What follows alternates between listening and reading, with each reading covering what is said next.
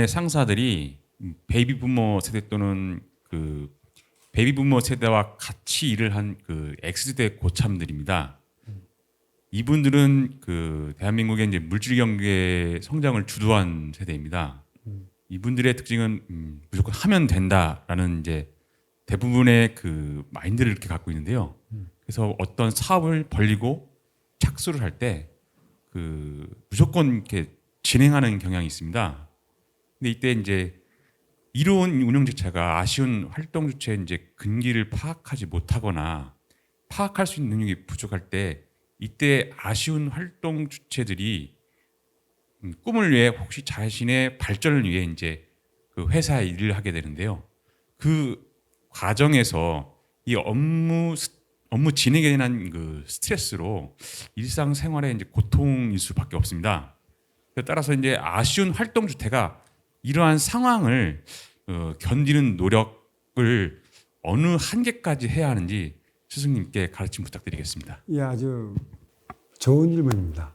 나는 질문하면 아주 좋은 질문이라는 소리밖에 하지 못하는 게 만인의 공감이 될 수 있는 질문이고 또 나에 대한 답변이 그 많이 알면 그만큼 에너지원이 될 수 있기 때문에 좋은 질문이라는 것인데 아날로그 세대건 X대건 전부 군대를 갔다 왔어요. 이들은 징집이지 모병이 아니었고 또 X세대나 그 세대 넘어 아날로그 세대나 군대 가면 무조건적인 가르침이 있어. 하면 된다. 안 되는 게 어딨냐. 말 그대로 시키면 시킨 대로 하면 된다라는 그러한 그 기당이 있었고 또 그러한 기당이 있었다는 것은 이러한 세대는 그렇게 해도 능히 모든 문제를 해결할 수 있다는 것이에요. 내가 그리 해왔기 때문에 너도 그리 하면 될 것이라고 무조건 밀어붙이는 이 모순 때문에 화합하지 못하는 것이죠. 하나의 과에 보면 하나의 단체가 있고 하나의 단체, 하나의 팀으로 이루어져요.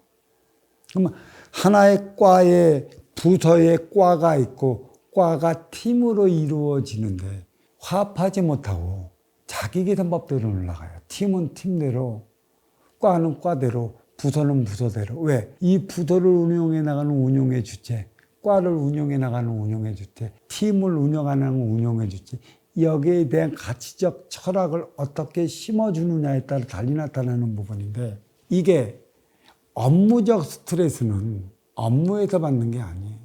이 상사들로 인해 받는 것이지 인간관계로 받는 것이에요.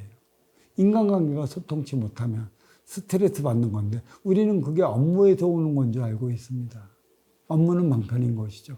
내 기운이 살아나면 주어진 일을 산뜻하게 해결해 나가는데 내 앞사람, 내 상사가 주어지는 스트레스로 말미암아 내가 주어지는 업무를 제대로 처리하지 못하게끔까지 가는 게 표적이자 또 방편이라 할 수 있는 것이에요.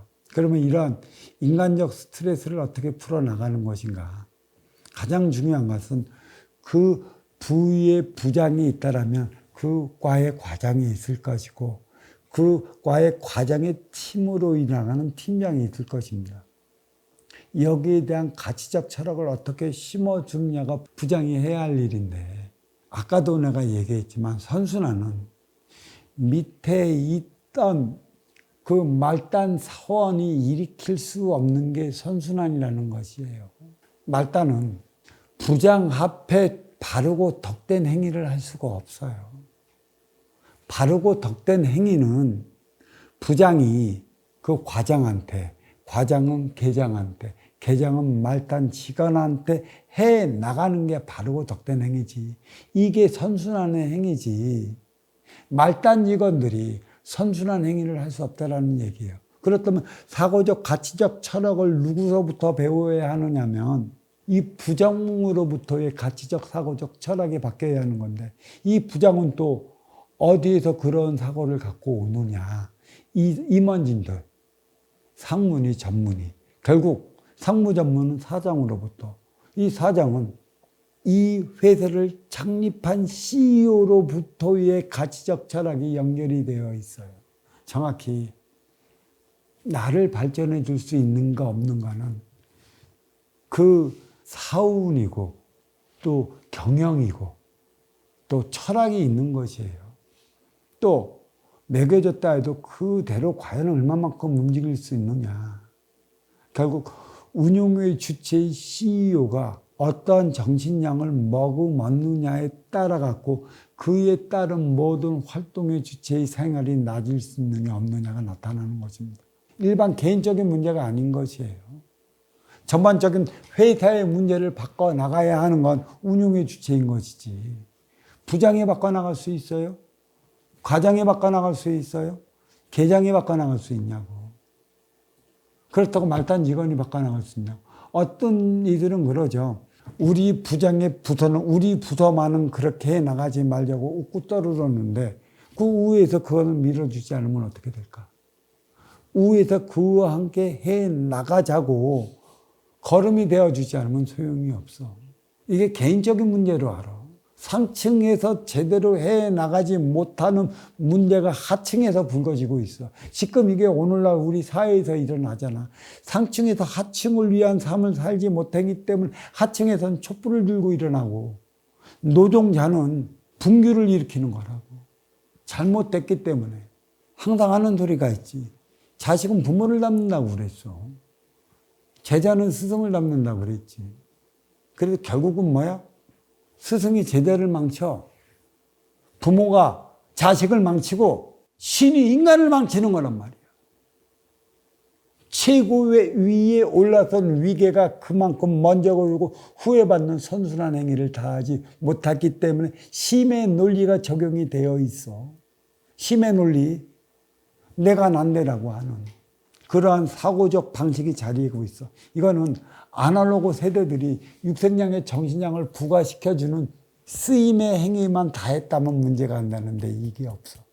그래서 아까도 내가 법문했지만 우리 민지아 세대들이 애 안 낳고 결혼 안 하고 오로지 애완동물에 빠져 살아가는 것은 내가 가장 조물딱거리기 좋은 것은 먹이만 주면 이쁜 짓 다 하는 동물밖에 더 있겠어. 그게 심의 논리라고 얘기를 했잖아. 이건 큰일 났다라고 얘기를 했어.